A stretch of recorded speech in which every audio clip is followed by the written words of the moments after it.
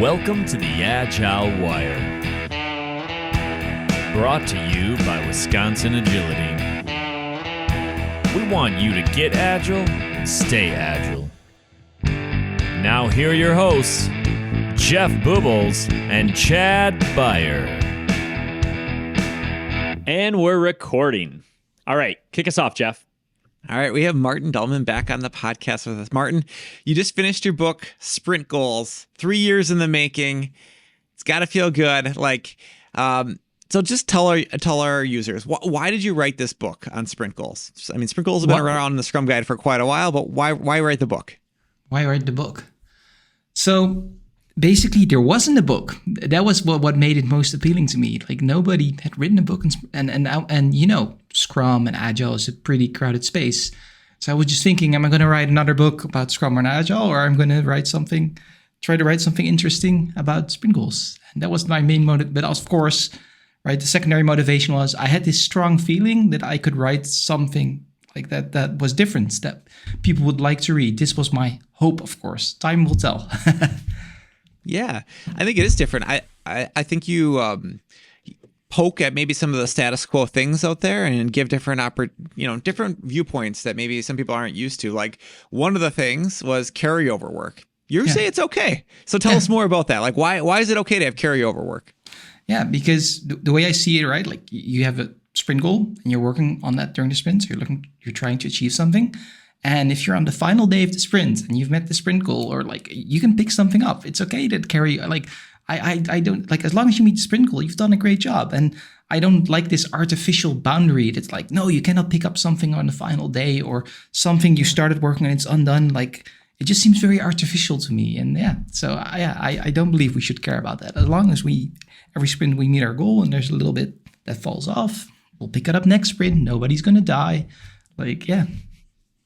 And it can be a really good thing for teams too, to have consistent flow. Like if it's these big peaks and valleys, depending on how your team works, like there might be a time in the sprint where it's like how do I contribute in the best way possible? Or,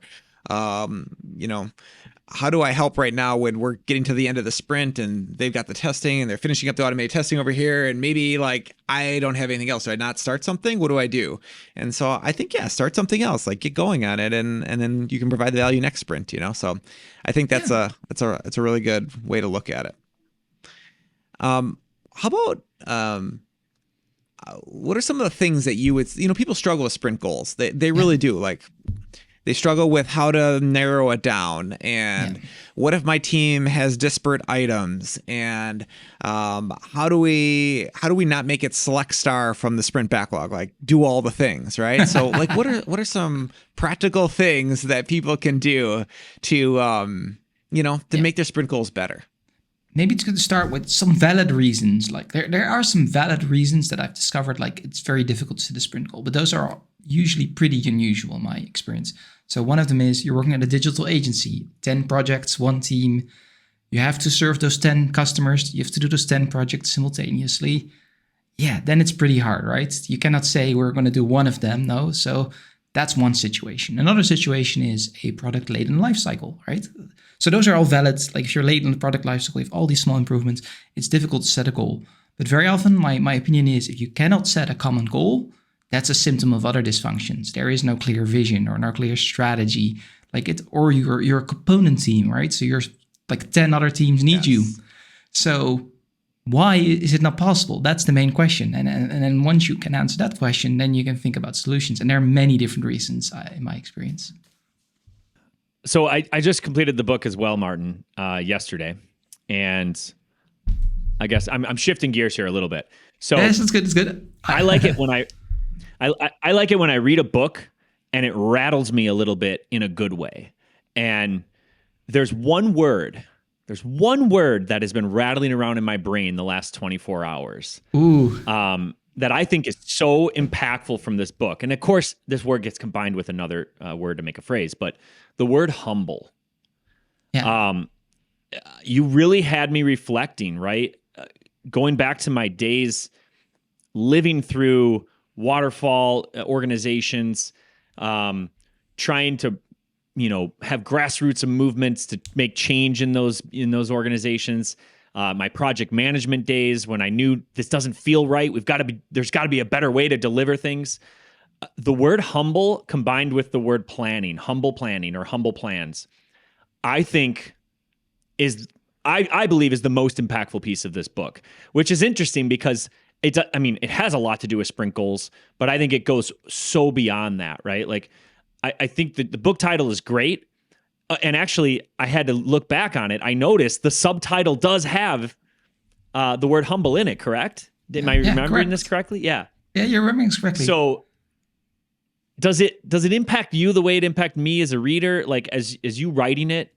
Because sorry, I love it. So I just want to hug you, right? Because that's exactly how I felt as a writer. But the funny thing is, I came up with this word very late in the end of the book. Like it was not something I came up initially because I was reading the book and I introduced you read the book, so I tried to introduce all these ways to make it easier to understand, like the fog of beforehand, like we cannot know everything before starting, the fog of speculation. But this planning thing was nagging me because I was thinking, actually, if I look at my book, it's all about planning. Like we cannot plan everything up front. Overconfident planning drags you down. But what is the right way? And I was just thinking of a label because a label makes everything easier. And I was just thinking humble planning, like rooted in reality. It's not about planning less, right? It's about like starting with simple plans that acknowledge there's a lot you don't know. There's going to be surprises. And then as you do the work, you learn and discover, you make your plans less humble. So you can plan more, but it's rooted in reality. So yeah, sorry, I'm getting excited because that's exactly what I felt as well. No, I mean, that's so great. I mean, I was so excited. We actually had a talk this week at a local organization, and I started stealing your words immediately and started using the contrast between overconfident planning and humble planning. And this was with a group of project managers in the audience. And again, I think they're the right words. I think had I had that phrase, but that particular phrase, even a year ago, 5 years ago, I would have approached conversations differently, I think, in organizations where there's just way too much overconfident planning, right? And it's crazy because if you ask somebody to, you get how many weekends in a year? 52 weeks in a year. So every weekend, right, we think these are all the things I want to get done on my house, in my apartment, in life, like my car, the things you want to do, your task list for every weekend. Can you imagine how crazy it would be? Like if you planned your all 52 weeks at the beginning of the year and thought that was actually going to come true, we would all shake our heads and be like, no, that's silly. Like we know we can't do that. But yet we do that all the time professionally, overconfidently inside the organizations we work for. And again, I just love the phrase humble planning. We need to be more humble. I think I used to use the phrase like live in reality or be more practical, but it doesn't hit the same, I don't think, as humble, because I think humble, it makes you check your ego. It makes you think about, is this me being overconfident instead of just following the status quo of like, this is what we do when we plan. So I don't know. I love it. I highly recommend the book just to take away every phrase that has the word humble in it. Just read the subtitle and then you're good. Yeah. Yeah, but it won't stick, right? It's more of a mindset, that humble planning.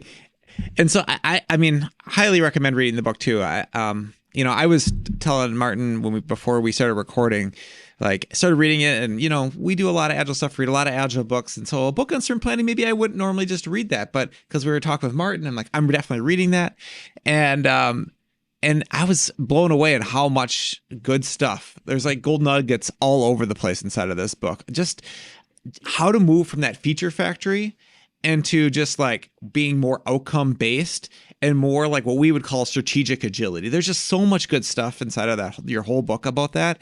And I guess that's one of my hopes for the world, is that all the agile teams out there in the world can move away from feature factory and move into more of strategic agility and get to feel the joy that comes from, delivering great results for your product.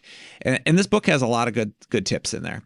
One of the things that, I really liked though with the humble planning and something to look for is that small backlog, right? If you have a small roadmap or a small product backlog with less items on it, that is an indicator that you're probably already doing humble planning. And so if you have a really Correct. long-term, very detailed one, that's a pretty good sign that you're taking more of the feature factory route and you're being a little too bold on like what you think is going to happen in the future, because you're going a little too far out there, right? And so you're going to have a lot of rework. You're probably going to have to reset expectations. It's probably going to be a little painful as you have to refigure things out as you move through, this complex world we call product development. Yeah, you're absolutely right. I call it the Christmas wish list backlog, I think, in the book. Yes, that's a great analogy. Yeah, just because you want it to happen doesn't mean it's going to happen, right? So No.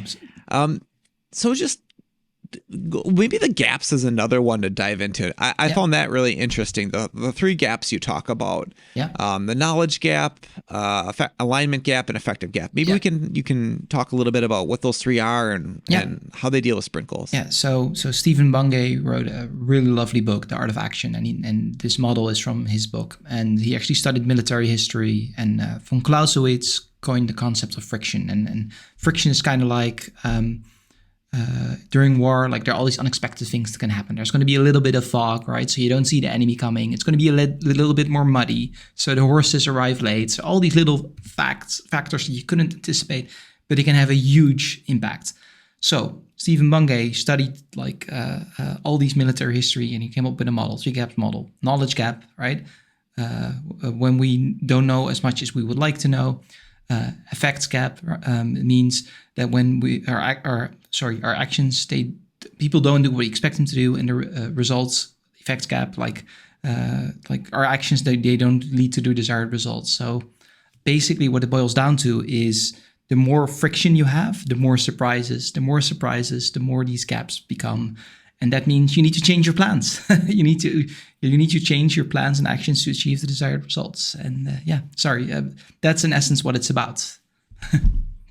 Yeah, and I love the military references that you kind of go back and forth to. It really makes you think, it's not like it's war that we're going through in product development, but it's complex like war is, right? There's things that are ever changing. And that commander's intent that you talk about too, like I think we've said stuff like that, but I like the way that you kind of talk about it, like that's the goal, the sprint goal, so that we have a rallying point. This is what we're trying to get to, and how we get there. The team's going to have to figure that out as we, march through, building the product.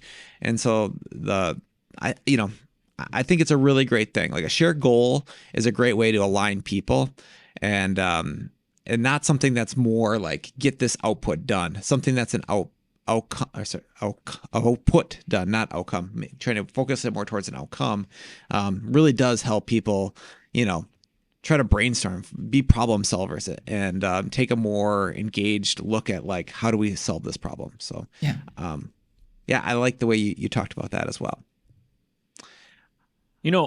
Overall, I think you did a great job of balancing that spectrum between practical and purist, I guess, on the other end of the spectrum. You acknowledge that in various passages, and I just like how you called out some of the common things, right? And you didn't just point at them as like, this is right or wrong, but you took a lot of nuance in the way you discuss this. I think too often, sometimes on social media, we see people in the Agile community bickering, and there are these one little, sentences fired across the internet, and then all the context gets lost, and it's just, after a while, people are like, why is everyone arguing? But I like that you had time in this book to talk through some of them. So a few examples that jump out at me, again, very common things are like how teams use spikes. I love that you mention, there's some phrase in here, messy burn down charts are healthy, right? Like I'm kind of overburned. Like it's 2023. I feel like burn down charts in general are kind of really, I would just say they're kind of old, and why would you use them?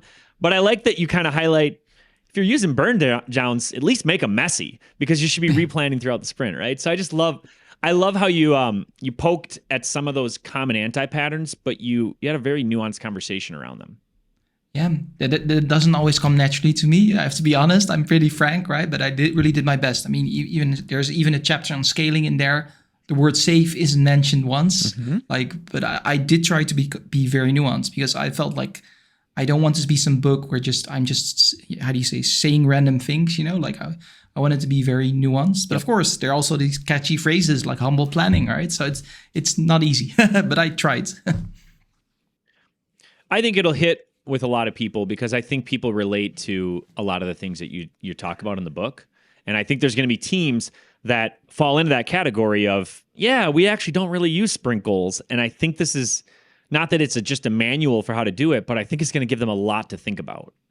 So I would just nudge people listening. Like if your team, if you fall in that category of like, we're doing Scrum, but we don't really do sprint goals, you should read this book because it's going to give you a great guide to how to get much more value out of Scrum. So when you're thinking about scaling multiple Scrum teams, working together, like maybe you could I really liked your take on it. So maybe you can dive a little bit into that for our listeners. Like what's your recommendation? Yeah. So the way I see it, right? Like when you're working with many teams, it's a complex system, right? It has to work together. So for me, what you see a lot of companies do, they're like, let's use a scaling framework. Doesn't matter which one. Like let's copy paste this bundle of practices.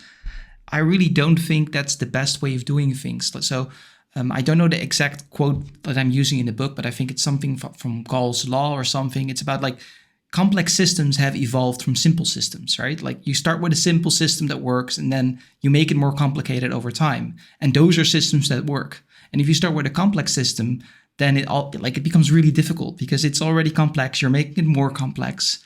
So what I really believe is we have to instead like think before we scale, like what are our problems and how should we solve those and solve them gradually because it's so complex. Like it's an organization that like copy pasting a whole bundle of solutions just makes the waters murky, right? Like you have 10 stuff you're doing at the same time. So you probably are introducing new problems and new unpredicted effects because it's a complex system. So yeah, that's kind of in a nutshell what I try to. Probably I did it far better in the book, but what I try to explain.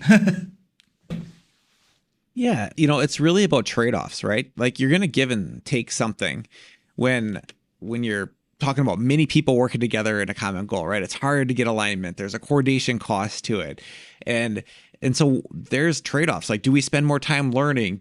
But then we're going to spend less time building and less time discovering. And so you have to make trade-offs in how you align and how you work.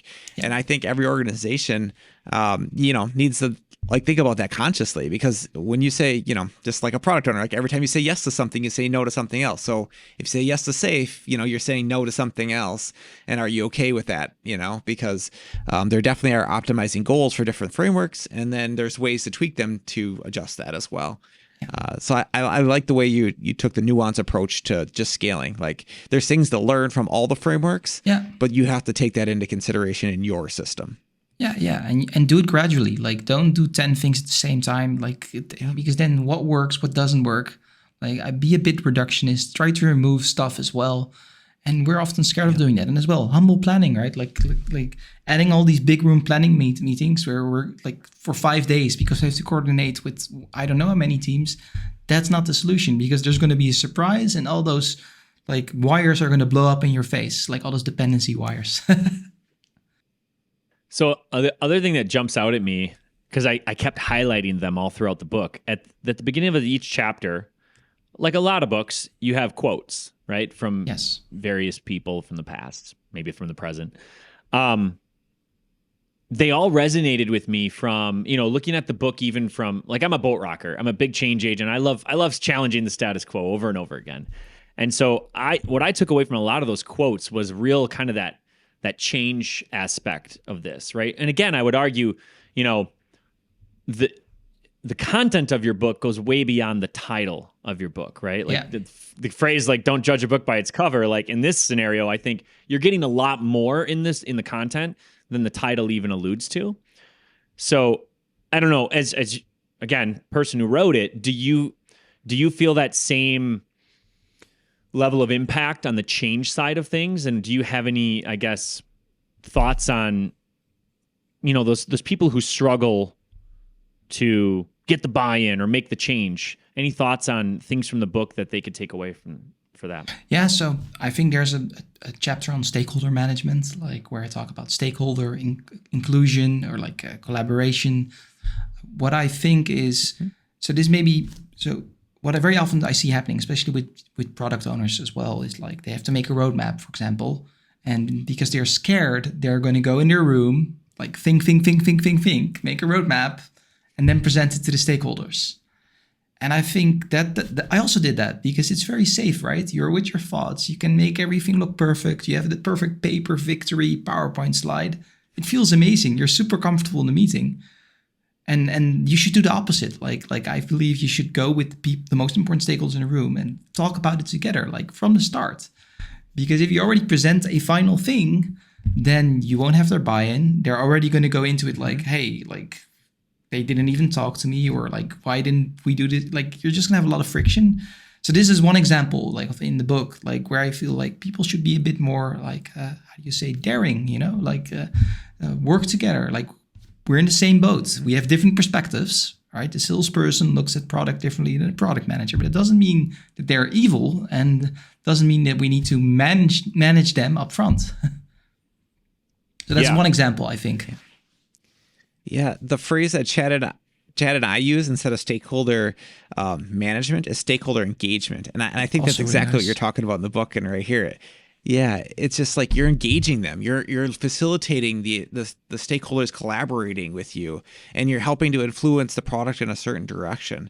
And so I think that's a great point. And so much of it is not. It's not that. I mean this in the nicest way to all the product people. It's not that hard to build a roadmap. Like the physical elements of building a roadmap is not that hard. Getting everybody aligned in a direction and getting them aligned on that roadmap, that's way harder. And so like doing that part together and building the buy-in right away from the start is such a better approach, right? And being more of a facilitator of that, I think is really important. So that would be a recommendation I would have, is flip the script, do the hard part first. Like most things in Agile, like take the riskiest, biggest assumption you have and test that first, right? And so the same thing when you're building your product backlog or your roadmap. And talk to the Scrum Masters, because they usually know about liberating structures and all these things, and they can make your life easier. Like if you don't know how to do that, they will tell you. Yep. For sure. Yeah, they can be your partner in crime there to come up with a great way to facilitate that. So another word that I was a different word, I guess, than I'm used to seeing was the word friction. And I think you use that all throughout the book. You introduce it early on. Yeah. Tell us about the word choice there. Yeah, so it's actually von Clausewitz that he called it friction, and it's just like something that causes surprises, that makes things go a little bit differently than expected. The more friction, like the more surprises, the more our plans have to change. And I think it's a really beautiful concept because the Agile Manifesto, right? Like everybody talks, but I think if you understand friction and you understand the 3 gaps model, then you can think about Agile without referencing the Agile Manifesto. Because in the end, it's about unpredictability, not being unable to plan. And everything you see in the Agile Manifesto is a way of saying, hey, this is how you should deal with friction. And also, these are the anti-patterns for dealing with friction. So I also allude to that a little bit in the book. But I think that's why friction is such a powerful concept, because instead of talking about the Agile Manifesto, I love the Agile Manifesto, but it comes with all these strings attached. Like if you drop that word, you don't know how they're going to interpret it. So if you go back and you just explain friction and how it affects, I think it's way safer as much as the Agile Manifesto is beautiful. So I got a question for you. So we've spent a lot of time on the book. You just finished writing this great book. Everybody should read it. But like, what are you really excited about right now? Like, what's the next thing that you're really excited about? Yeah, so in the Agile space. Agile space. So I'm really excited about Dysfunction Mapping from Michael Lloyd. Like, are you familiar with it? I can definitely. Probably you might know. So it's very no. So it's something when you hear it, it's kind of obvious, right? But that's what makes it so brilliant, because a lot of people are already doing this, but not as consciously. So this is dysfunction mapping in a way. So imagine you join a team, right? And then you're observing, you see all these problems. Dysfunction mapping offers a way to map all those problems. So it starts with write down all the symptoms that you're experiencing, right? So all the things that are not going as smoothly. Then you write like the dysfunctions, like the stuff that's missing or not. Like, for example, they're not using a definition of done. These of course, are all have their assumptions in them, and they're from the perspective of Scrum. And then you have purpose. So you think about, okay, so what is the purpose of a definition of done? Instead of saying we have to get a definition of done, right? There's a step, purpose, like what, and then you can think about solutions. And the beauty is you get this systematic tree of all the problems and symptoms of a team together with like potential solutions. And then you can show that to the team and say, hey, like we have this problem. The cycle time is too high, but code review is also too high. And then you can think about it in a systematic way. And you're already doing this in your head, but it just is a very beautiful template to help with that. So I'm really excited about that. Did I explain it kind of? Yeah. I think it sounds great. It's not exactly related, but we're big fans of systems modeling, and we've attended the large scale Scrum class with Craig Larman multiple times, and most of the 3 days you spend doing causal loop diagrams on the wall. Yeah. And the phrase that always comes up is like, you can't take this and just show it to somebody, but the magic happens when a group of a team or humans, you get together and you model together on the wall, and you bring your thoughts from your brain, right, out onto the wall for conversation. It sounds very similar. You're making it very visible. Everyone's involved in the creation of that, and then you can use it going forward and make the change happen. So it sounds, it does sound obvious, like things you would do, but maybe gives a little bit more, I don't know, tangible piece to it to give people kickstarted on it. It sounds less scary than causal loop diagrams. Sorry. Yeah, for sure. Yeah. You know how like a mind can only maybe hold on to a few ideas at one time, you know, like in a conversation Correct. or whatever. It sounds like this like kind of visualizes it for you, and then like lets you look at different options for how you could solve your problems and seeing the loops, right? So has that been your experience? Like it helps you to like see the big picture and then see different options for the solutions? So I have to be fair, right? I've studied it. I really like it. I'm thinking of implementing it somewhere, but I haven't used it yet. Like, so this is just I just finished my book. This is just something I saw. Like, oh, I have to use it somewhere. It seemed I cannot speak from experience yet. I just have to be frank. Okay. All right. Can I read one of my favorite? It's one of the quotes that you use from another person in one. It's towards the end, so I don't want to like spoil it. But if you're okay with it, I think it's worth it. Yeah, you can. Yeah, I'm totally cool with it. I also have a favorite quote. So and you can tell me yours. Oh, okay. Well, you should do yours after mine. But if they're the same one, then we'll melt. Maybe we're just soulmates.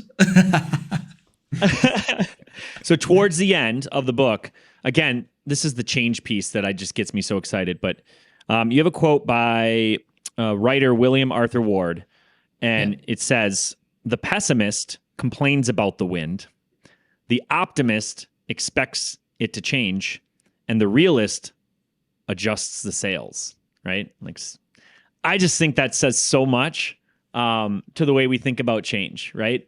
It's if you let change happen to you, it will happen to you all day long. But if you make those small little adjustments and you keep looking forward and taking that step, right, and trying something, I just think good things will happen, right? Career-wise, Scrum-wise, Agile-wise, whatever it is. So anyway, that quote, I love that quote towards the end, but I have so many other favorites. What was your favorite? Yeah, so we're not soulmates, but it was the Spielberg quote in the book. So Steven Spielberg, so I really liked, so as a young kid, I was, I'm going to paraphrase. I don't know it by memory. It's something along the lines of, as a young kid, I was carrying a camera and bossing people around. And then as an adult, we made movies. I made movies with professionals we couldn't have made all on our own, just as a group of people, something along those lines. So I thought it was a very beautiful quote because, that's kind of like what I feel a lot of people go through. You know, when you're young, you want to prove yourself, you want to show that you're smart. And then at some point you're like, I don't really, and I'm not that important. Like, it's about the team. How can we achieve the best? And I really like that quote, that humility in the quote he had. That's great. Love it. All right. Is there anything else, Maarten, that you would like to like promote or plug to our listeners as we kind of wrap up this podcast? No, I mean, not really, to be honest. Like, my book is everything at the moment. That's it. So So how could people help you out with the book? What would be the things that really help a new author out? What will really help? So people already doing these things. So I'm super grateful. Like people, so there are a lot of people that ask me like, hey Maarten, where should I buy the book that so that you get the most money out of it? And I always write back to them, the book is a loss leader. Like I spent 3 years on it. I'm gonna lose money on it. And I'm cool with that. Like, so because what the engagements, like that follow, that's where the money is made ultimately, hopefully, So what they can do is share it on LinkedIn. Like when you receive the book, write a review, like on Amazon, write a review on Goodreads, on Google Books. That helps a lot. And I would be super grateful. But of course, people are free to do whatever way they want, but that would help me a lot. For sure. Yeah. The reviews, I know, I guess just other authors we've, talked to and stuff, like those early reviews really do matter. So if anybody does, pick this book up after this podcast and reads it, like just know like that those early reviews are really important. So I'm sure Maarten would just really appreciate it if you left a review. If you found value in today's episode, share this with a friend. Until next time, get agile and stay agile.